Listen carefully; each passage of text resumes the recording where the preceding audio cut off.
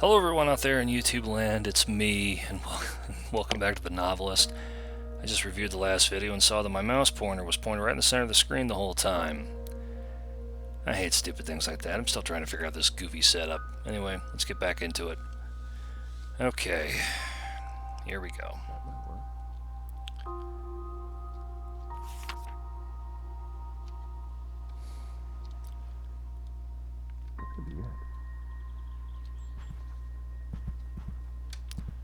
What's this?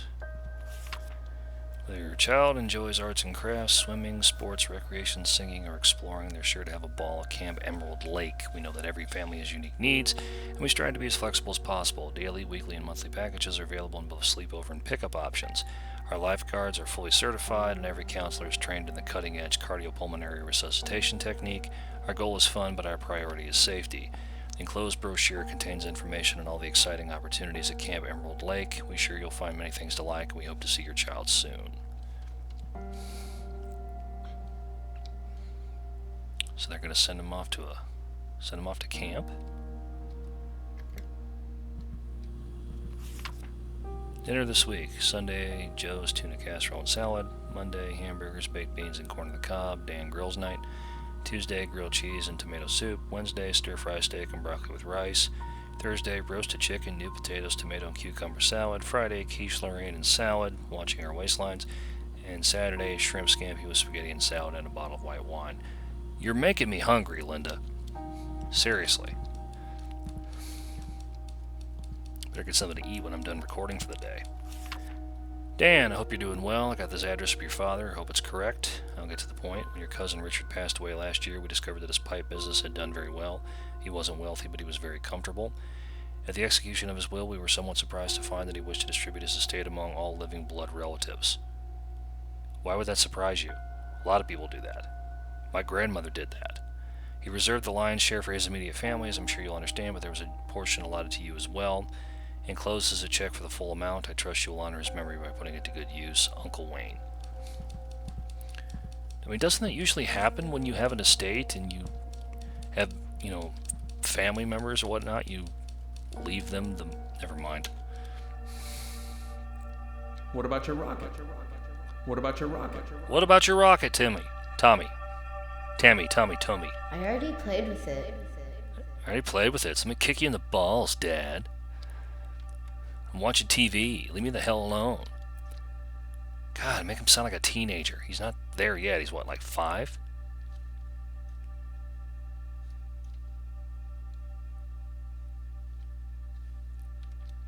I hear it.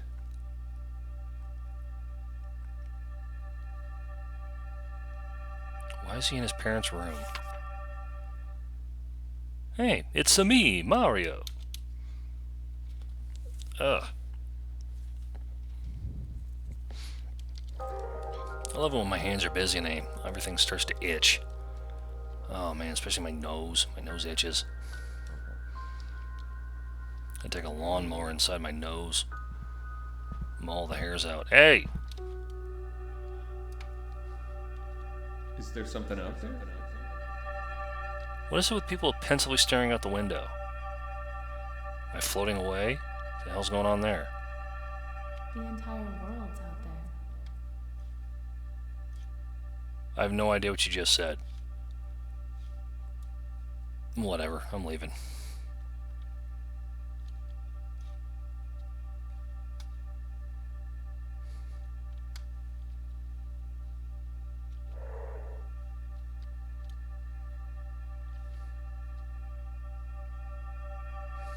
Well, I guess family time every night was too much to ask for.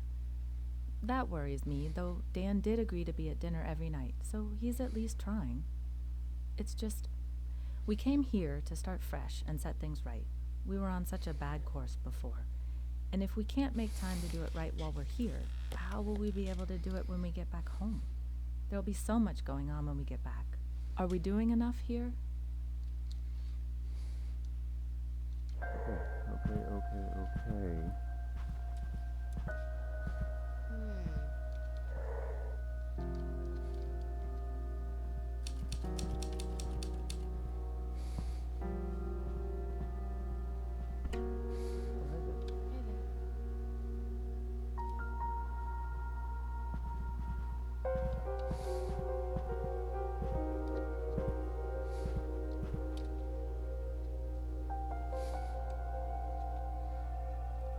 Going so well. Try not to screw your book up, Dan. And when I finish my book in December, I... Don't joke like that. And when I finish my book in December, I...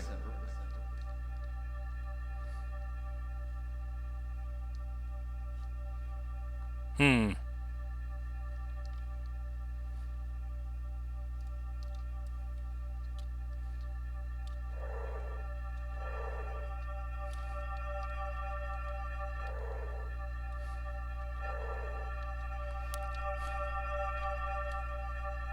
The sound of those doors closing is my favorite thing to hear these days. It's almost Pavlovian how that doorknob clicking shut puts me into a writing space. I'm not crazy enough to think there's anything mystical going on, but there's something to be said for developing a habit. Knowing I'll have some privacy and quiet is such a relief. Boundaries are a beautiful thing.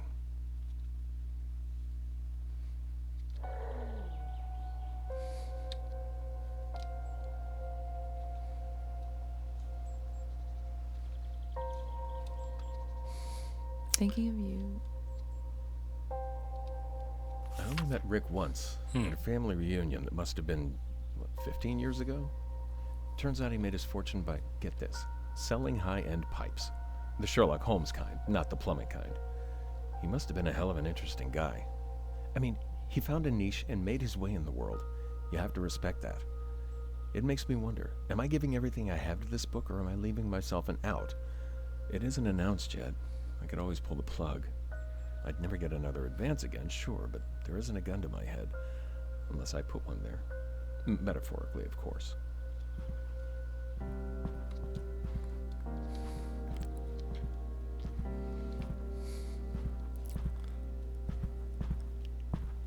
Yeah, I'm not sure what's going on. Dan, I looked into it, and the guy at the Literary Register said that pre-release ads do drive up pre-orders quite a bit. It's his job to sell ads, of course, so we have to take that with a grain of salt. I usually leave this kind of thing to the guys in the marketing department, so I'm a little out of my depth here, but I checked with them and they said the same thing. So it seems like the ads would make sense if the book is good. You don't want to oversell and underdeliver. I have to say this is the first time I've had a writer offer to pay for extra marketing. You sure about it? There aren't any refunds if the book tanks. You got some drive, though, coming up with an idea like this. I'll give you that. Think about it and let me know. Paul. Oh, go away. What, I can't get out of here now?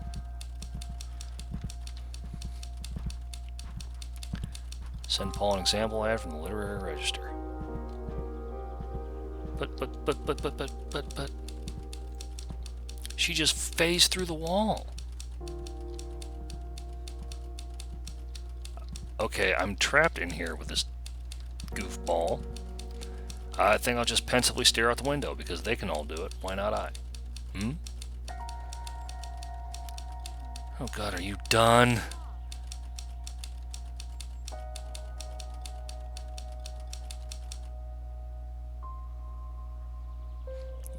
You wrote for a grand total of 35 seconds.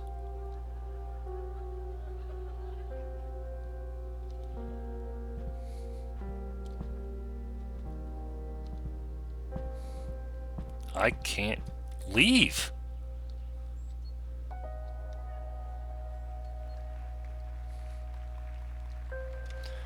I didn't think I would actually get trapped in here.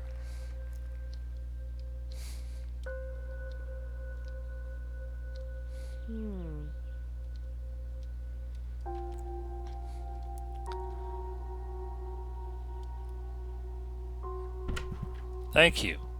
Saying, no, we're going to give Tommy what he wants this time. So I've done it for Linda and I've done it for Dan twice now. Let's do it for Tommy. Let's do it for Johnny, man. Let's do it for Johnny. Ah, man, I cannot believe I'm making that kind of reference. Jesus. Let's just move on. Have to decide. I only met Rick once. Yeah, I know. Anne, I'm gonna cut right through the pleasantries and ask you, who is this Ryan that Mom mentioned on the phone? Someone new? Are you trying to keep it a secret, or did it just slip your mind the last time we talked? Spill it. Things here are moving along, I guess.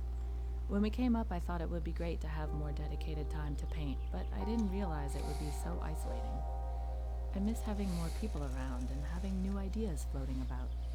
I got lucky in town last week, though. I found an artist co-op called Makeshift, and it seems really interesting.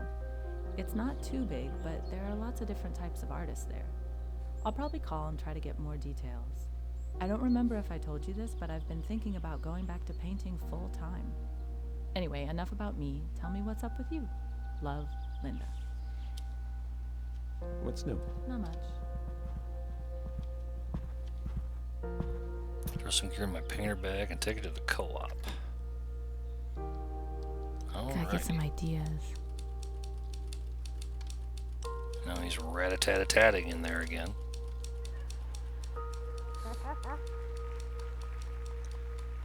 Well, guess who's watching TV?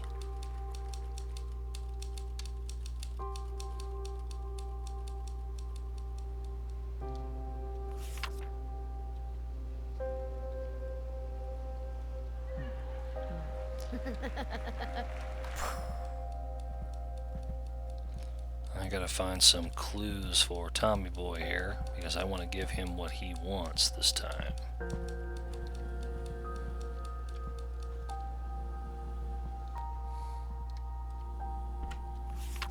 Oh yeah, that's right. Well, let's look around and see what there is to see, I guess. I called the co-op today. It isn't wildly expensive, but it sure doesn't fit into the budget. It was a bigger letdown than I thought, not being able to just sign up on the spot.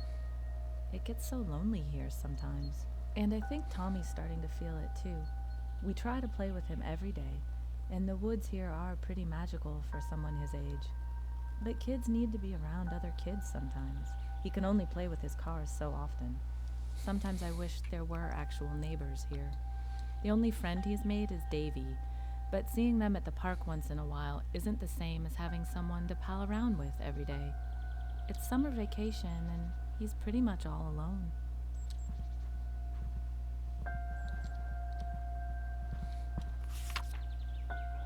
Can't beat me. Bring my kite to that camp Mommy told me about.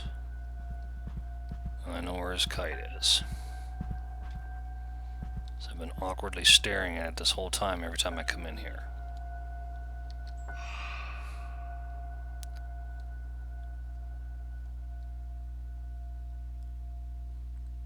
Make the compromise with Dan, I guess.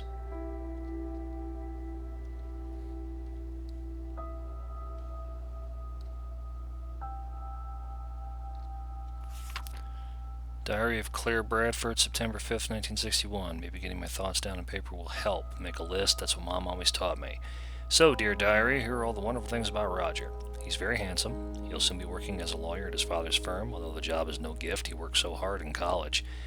He might be the only person on earth who loves music as much as me. He especially loves the songs I write him. His family has money, which of course shouldn't matter, but it's nice to feel secure. Who wouldn't want to marry someone like that?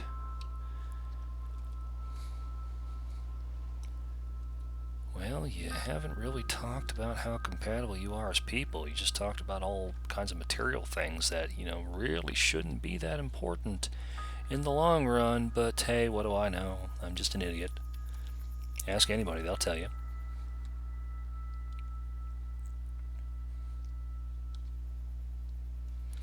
Mommy does too.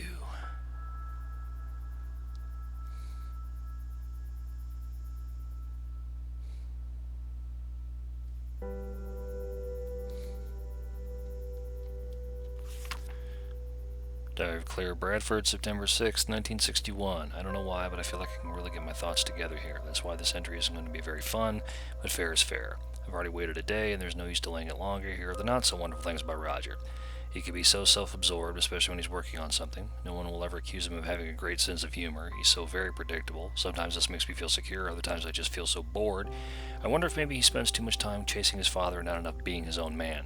There, now I feel rotten. I do love him very much. Everyone has their flaws, so are his bad? No, but at least you're allowing yourself to be honest about him. That's always a good sign. Instead of just... Oh, that's right, I was gonna compromise with Dan. So yeah, I need these. Okay. Rather than just, seeing everybody through rose-colored glasses, that gets you in trouble a lot.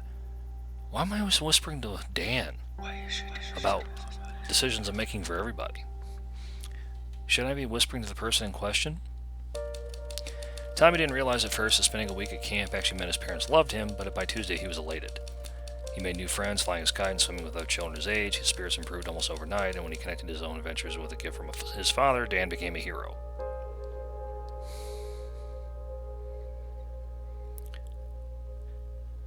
Dan, the man, knew that some sort of public expectation would drive him to improve the book, so he asked Paul to submit the book to the Literary Register's Up Next column, a quarterly list of upcoming novels. It wouldn't raise awareness like an ad, but it would make the book real in a way he couldn't back away from. Smart move, Dan.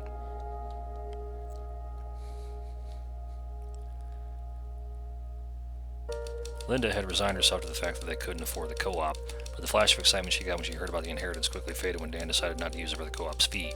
She tried to channel her frustration into her work, but soon found herself so distracted that she got almost nothing done for days. I don't want to skip it. There we go. Besides, there's nothing left to skip, so yeah, here we go. Full House.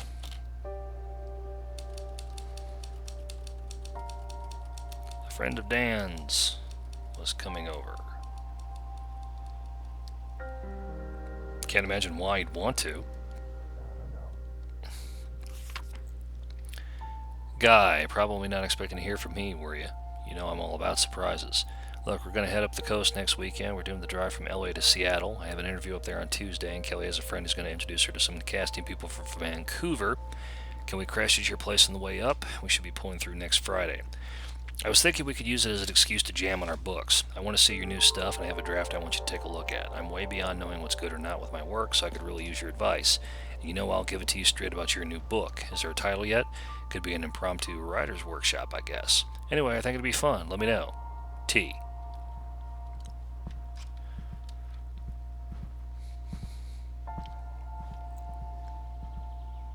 Are those salt and pepper shakers right there? What are those? Oh, I don't even care. Let's move on. They have an old CRT television. That's strange. You don't see too many of those anymore. Honey, I'm sorry it's been so long since my last letter, but we've all been all over the place. Have you gotten settled into that big house yet? I hope getting away from everything has been a help for you and Dan. I'm writing because, speaking of getting away, your father and I are going to take a road trip. I found some good AARP deals, and with your father only working part-time, it wasn't very hard to arrange time off. It's been too long since our last trip. I've always enjoyed changes of scenery, and as you're hopefully learning, it can be just the thing a marriage needs. Lord knows it's helped us. The trip won't take us close enough to the shore to come visit, I'm sorry to say, and if you're right back, we'll be gone before your letter arrives. We'll call if one of our motels has long distance, but if we don't get a chance to call, send my love to Dan and Thomas. You know your father and I want the best for you all. Love, Mom.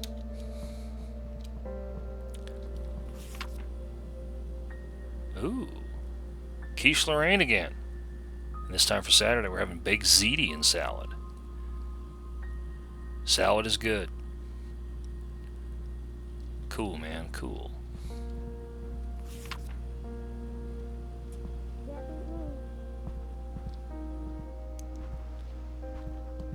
It's been a while. Let's explore your memories, Mr. Dan.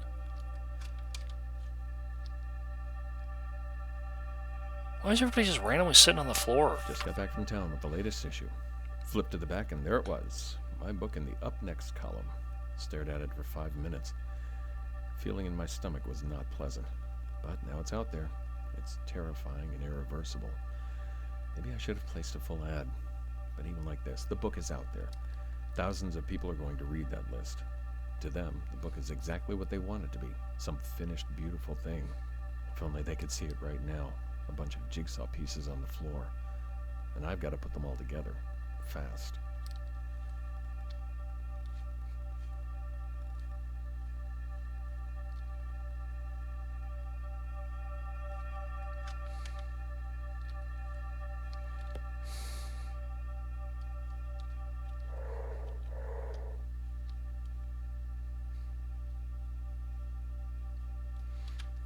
Okay, where are we going now? Are you usually sleeping in your clothes? You can sleep with us. What about Tommy? You can sleep with us. Okay.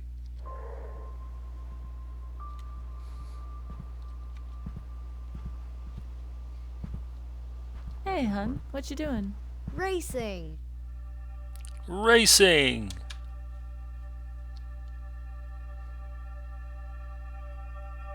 Let me call his mommy. Can Davy sleep over?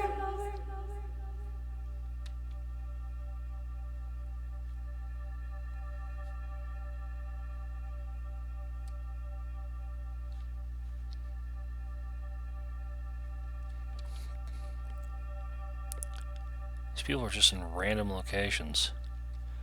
Must be down in Mom's office, Mom's little studio.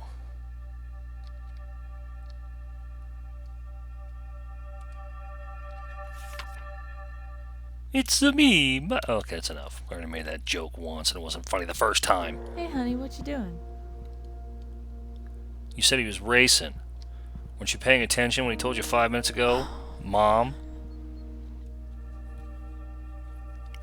Here we are doing this again. I can't use hero keys. I gotta stop trying to do that.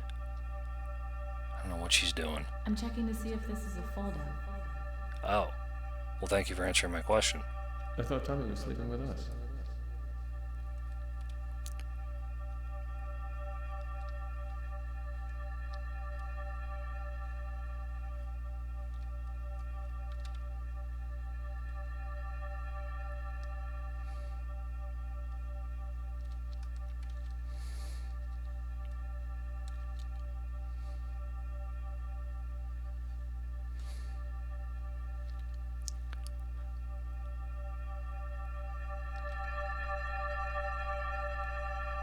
That's a strange looking face. Stared at a blank canvas again today. Got a few strokes in, but I don't like any of them, and I'll probably paint over them tomorrow. It's so frustrating going into that room every day and trying to keep working. It's easy to get out of the house for errands or go for a hike, but none of that helps the work as much as being around other artists. I'm not gonna give up. Maybe I can use this feeling in my new piece. Definitely. I'll try that out tomorrow. Okay. How's my man? Did you just say, how's my man? Yeah.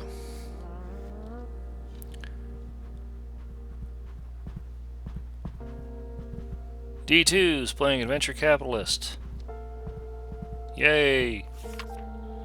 Check sofa, Chamber of Commerce, hotels in town, double check T&K trip when Dan gets back. What do you want, Linda?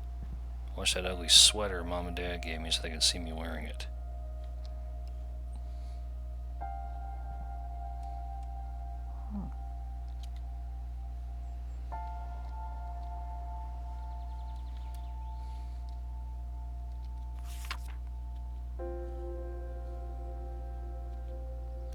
We can use the blue sheets to make a sofa for it. So I think we'll go with Linda and Tommy this time. I should try and at least figure out what Dan wants. I took Tynan up on the book jam. He hasn't seen a word of my new book, and fresh eyes are priceless. He bailed me out on Tramer's Way. I hope he understands how much of that book worked because of him. I still remember when we were walking to the pond, and he had the idea about using newspaper clips and police reports. Of course, no matter how many times I tell interviewers it was his idea, they just keep giving me the credit. Maybe they just want the tidy auteur version. Oh well, can't change that. Let's just hope he has an idea for this one too. Freddie can't get here soon enough.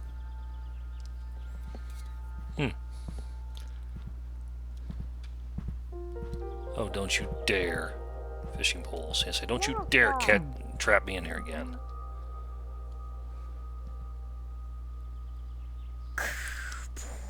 Where's that ugly sweater? Probably in their room somewhere. Alright, how do I put this?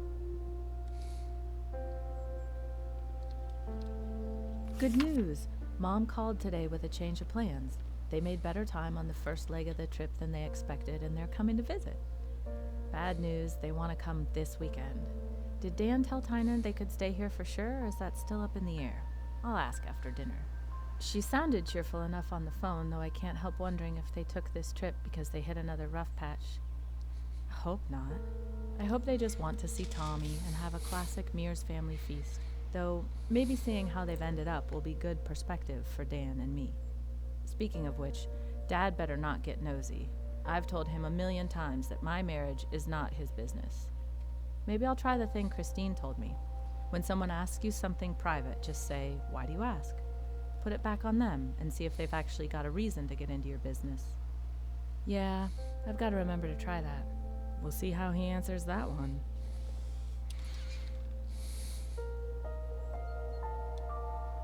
How do I... Is that it? Yeah, that is an ugly sweater, isn't it?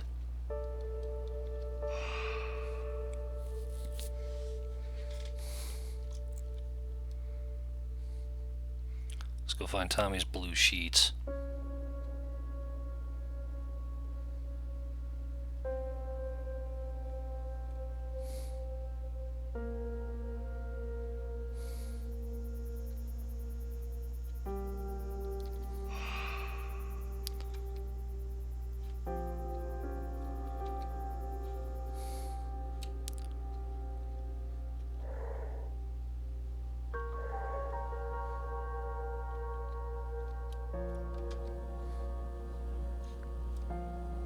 No journals today?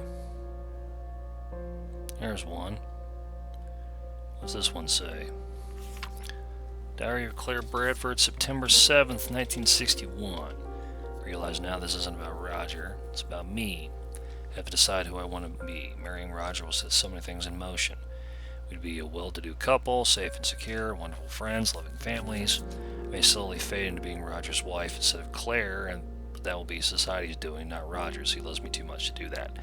But what about my music? If I'm accepted at Berkeley, I don't know what we'll do. I can't ask him to quit his job a month after he starts, but what kind of couple lives in separate cities as soon as they get married?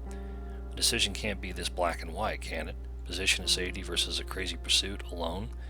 Is there a way to have it all? Do I even want it all? Will I ruin everything no matter what I choose? That's the question I've been asking myself this entire game. It just seems like no matter what I choose, someone's just not happy. It's not really a compromise, if, everybody isn't getting what they want. I mean, sometimes, people just suck and, they just, I don't know. It just seems like we should be getting more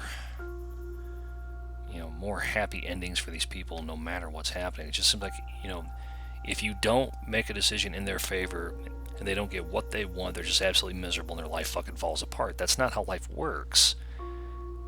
But be that as it may, the Diary of Claire Bradford, September 8th, 1961.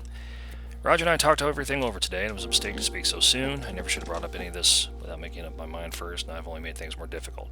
Guess I was daydreaming, and he asked me what was on my mind, and before I could help it, it just came all out. Thought maybe I wanted to get it off my chest. I told him I wasn't sure it was the right time to get married, and it upset him badly. It didn't matter how many times I told him that I wasn't calling it off, that I just had questions, that I hadn't made my mind up either way. All I heard was that I didn't love him anymore. Which isn't true at all, but it didn't matter how many times I said that either. He's gone off for a drive, and now I'm here in the house alone, and I think I've made up my mind. Hope he gets back soon so I can tell him. Alright, Slappy. You're not going to like this at all.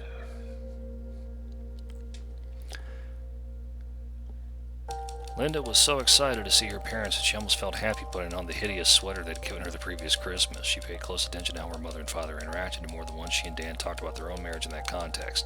The visit was a success, and her father was well behaved by his standards.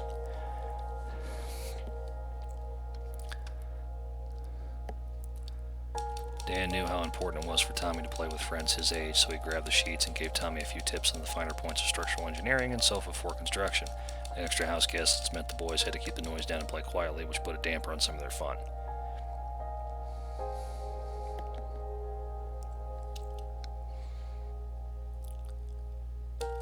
Dan hated missing a chance to get feedback on his book, and he found the company distracting. He tried to work through the commotion, but he never got into a rhythm. Couldn't even focus long enough to do small corrections, so said he accepted the role of selfless host and spent the weekend running errands, not working.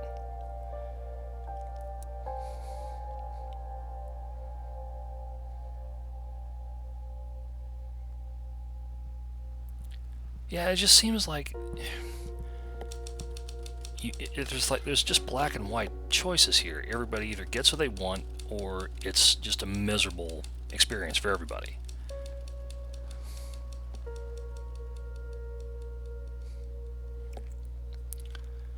Alright, what's going on here? Apparently people are getting worried about Dan. What's this on the door? Go to library, out of books again, check community board for babysitters, swing by the wild, new movie playing, stop by Dr. Walker's, call ahead. Okay.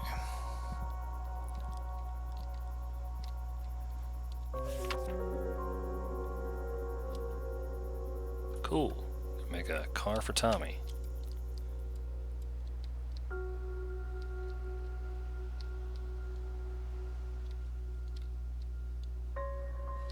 I've already seen that, I guess.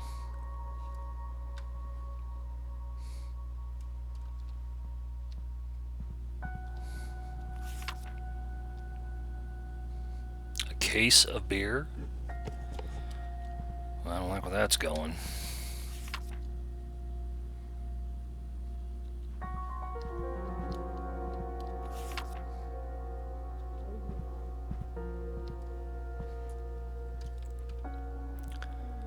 So I once knew a guy who drank beer by the case a day. It just didn't end well for him. It's the sort of thing I wouldn't wish on anyone. And as for last weekend, I can't stop wondering what kind of advice Tynan would have had for Act 2. It's still a mess. I tried to work on it, but it was impossible to get anything done with so much going on. Although I guess I did flex a little creativity. I came up with an impressive number of errands to run just to get out of the house.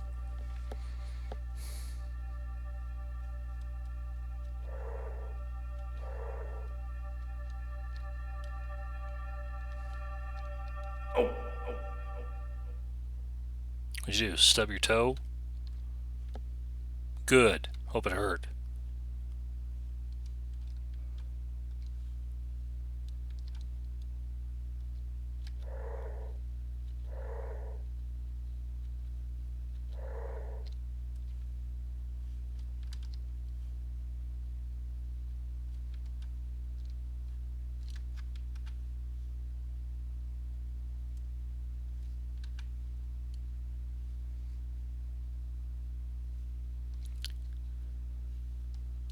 I've only found 2 memories. Aren't there supposed to be 3? Because it seems like it's really dead in this house.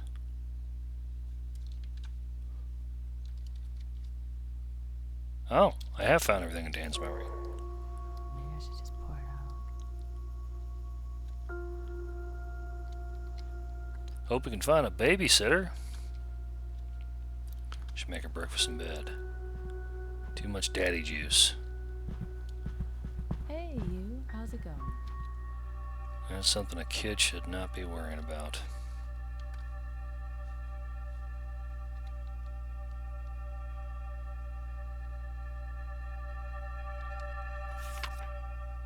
It's a me, yeah, right, gotcha.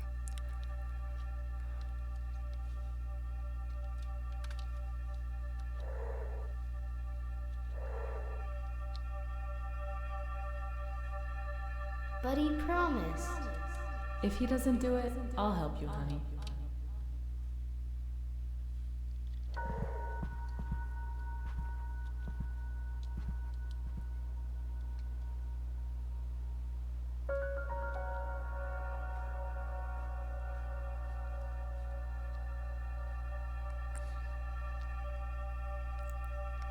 Why don't you stop at 2? I'm fine.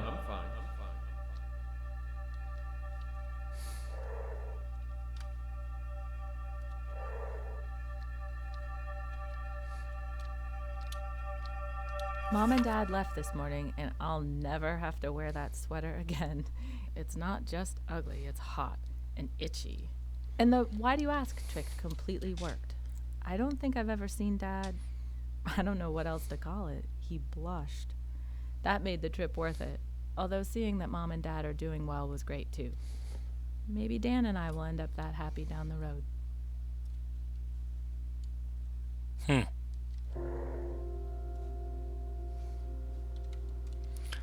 Alright, let's find out what they all need this time.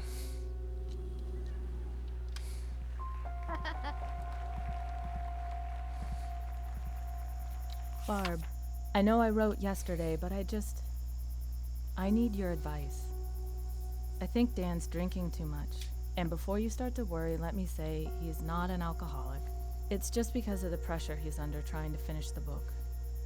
But you know Dan's never exactly been a health nut. He isn't gaining weight yet, though even that's just because alcohol kills his appetite. So he's hardly eating at night, which is another problem altogether. I don't think he sees what he's doing to himself, and I don't know how to break through to him about this. Sometimes I just want to say it's not like I have to get drunk to paint, but I know that's not the most mature way to handle it. Sorry for dumping all this on you. I just wanted to get it off my chest. Do you have any advice about how to talk to him? Yours, Linda. You guys have a phone. I've seen it. Why don't you just call these people?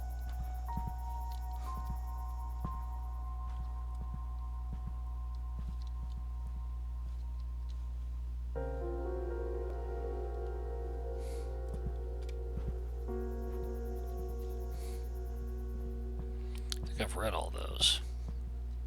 See? Look.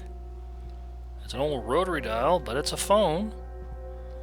Why don't you just call these people and just have conversations with them?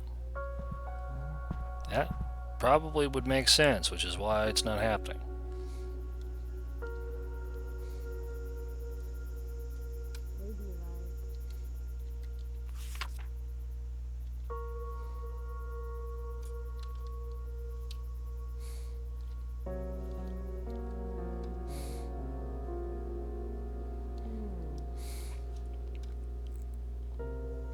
There's another phone. Alright, how do I put this? Write drunk, edit sober. Apparently Hemingway said that. Or maybe someone else did. It doesn't matter because it's true. To write, you have to be fearless. You have to make choices and plow forward. Surprise the reader, surprise yourself. Make something that matters, not something safe. What does drinking do? It suppresses inhibitions. Yeah, there are typos, but that's what copy editors are for, and it's not like I'm drinking all day. I'm fixing most of this stuff myself each morning. Or early afternoon, I guess. I'm not stumbling around drunk all day and pissing myself. I'm trying to create something they'll remember me by. No one can imagine how stressful it is unless they've tried it. The pressure's so bad, I just want to give up sometimes. On those nights, a drink is the only way to turn my mind off and get some sleep. When the book is done, I'll dial it back. It's not that easy. It is never that easy. If he uses that Hemingway quote one more time, pretty much every night he's either super focused on his novel or too drunk for us to spend a regular night together. That used to be our time. We would put Tommy down for the night, have a glass of wine, 2 at the most, and talk about our days or maybe listen to a record. Now, I'm lucky to get 1 night a week where he's sober and not writing. Most nights he has a bourbon. No, wait. Make that 4. And I read in bed until I fall asleep. He tries not to wake me up when he comes in, but you're never as quiet and graceful as you think you are when you're drunk, and in a dark room, no less. Of course I want his book to be great, but I also want my husband back.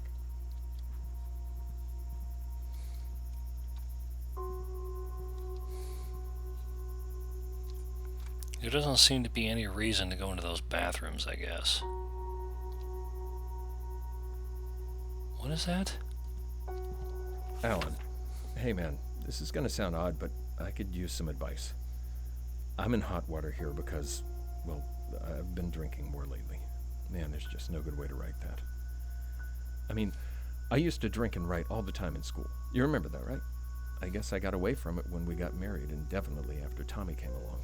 But he's in bed by 8:30 every night now. And let me be clear. I'm not blacking out or driving drunk. You know I'd never do something like that. I just have a few drinks while I'm working, safe and sound in the house. A writer who drinks isn't exactly unheard of. Wow, could I sound more defensive? But here's the hell of it. It's working. It's brought back that college hunger, that energy, and in the last week or two, the book's just singing. I don't even know what I'm asking here. Maybe I just wanted to start the conversation. If you get a chance, give me a call. Dan.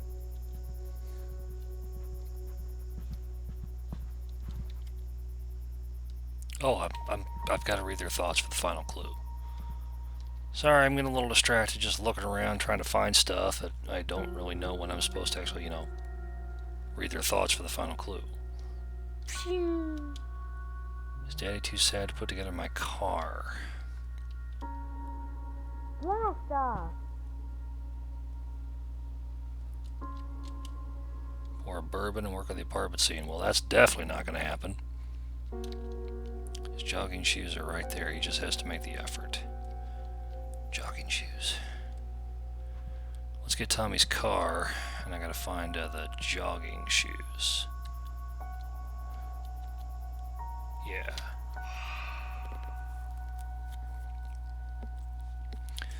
Anything that stops Dan from drinking so much, it'll be a boon.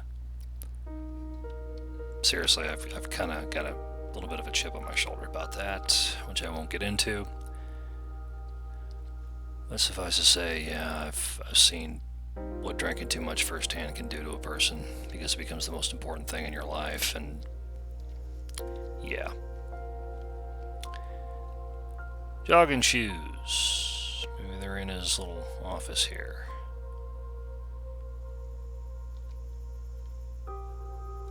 Or not. Maybe they're in the bedroom. I'm not touching that bourbon, that's for damn sure.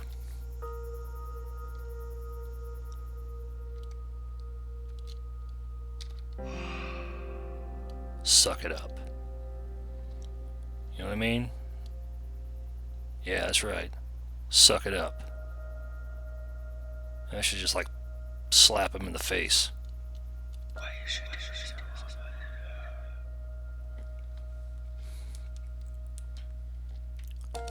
Dan had a moment of clarity when he saw Tommy's pedal car lying half assembled on the floor and realized that it had been a week since he'd done any work on it. He was ashamed of his constant hangovers that kept him from making his son happy, so he got to work and finished the pedal car the very next morning. Tommy was overjoyed, and he rode it in the yard for hours, and then crashed it and died. Well, that took a turn straight into a brick wall, didn't it? Let's move on.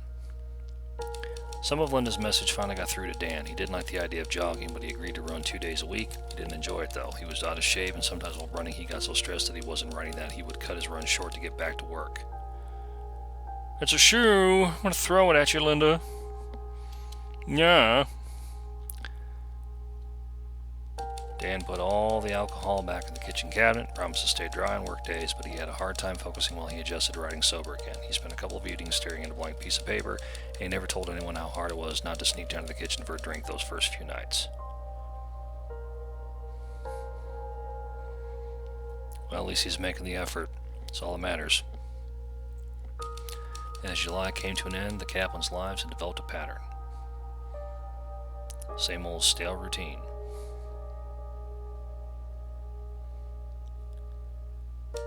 Dan finished his first draft, and he almost ran to the mailbox to send a copy to Paul. He knew it was good, and he wanted to show his agent that he was close to something great. If he could just keep it together a little longer, he would have a book he was proud of. What's that called? Ogburn whiskey? Ugh. Whiskey. Jesus. Dan and Linda spent the weekend at a bed and breakfast. They relaxed, went hiking, and had a quiet dinner at the corner table of a small restaurant down the street. Afterward, they walked home hand in hand like they were 21 again, content and in love.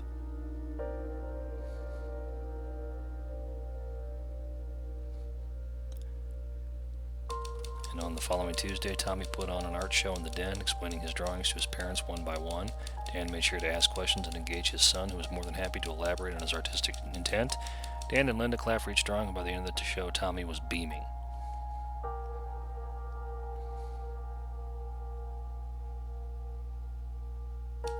you still had a month left, but Dan's chances to change the course of the summer were growing fewer.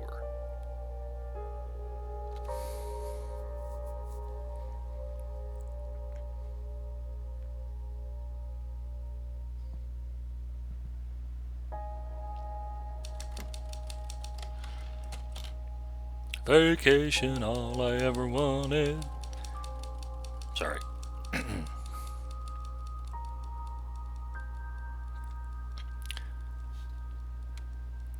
Okay, we're going to stop here. See y'all next time, kiddies. Cheers.